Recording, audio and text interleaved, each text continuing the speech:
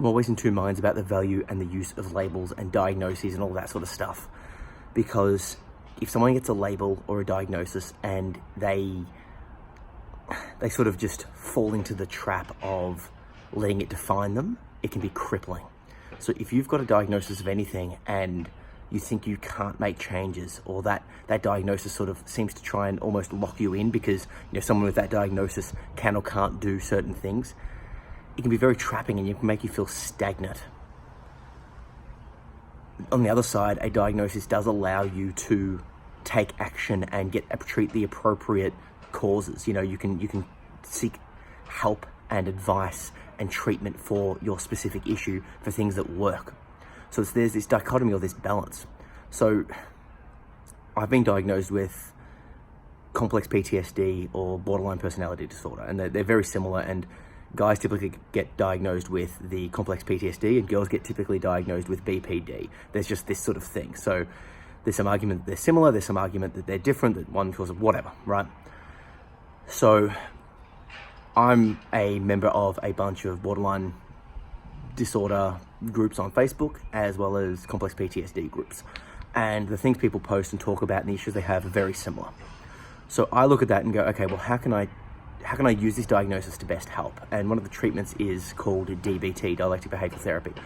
And it has basically two components. One is accepting the situation you're in, and the other is taking action where you can. So it's like, there's a big mindfulness and meditative approach, and sort of introspecting and looking at your own emotions, and also taking action to fix what you can and can't change.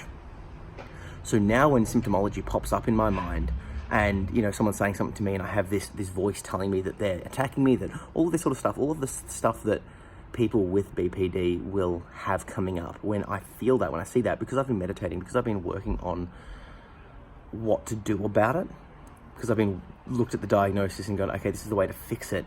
When I see those symptoms, like, they're still there. This part of me that's like sort of,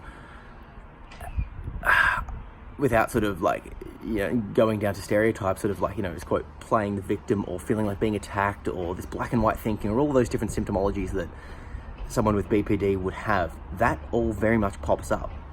So when I recognize that popping up, a part of me goes, okay, let's step back and recognize those symptoms.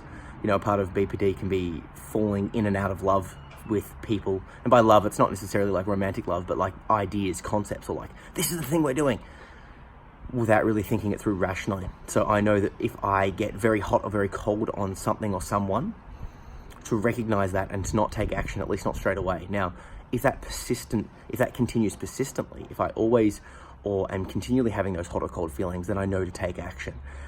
The point I'm driving at is that I've become aware of the symptomology and I'm starting to take action to address it.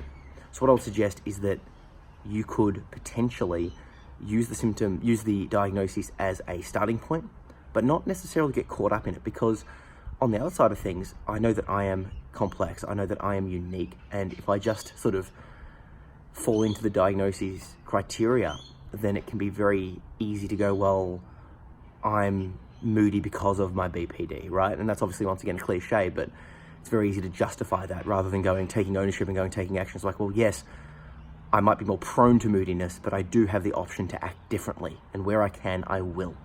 So I would advise you guys, regardless of your diagnosis, BPD or anxiety or depression or anything, it doesn't define you.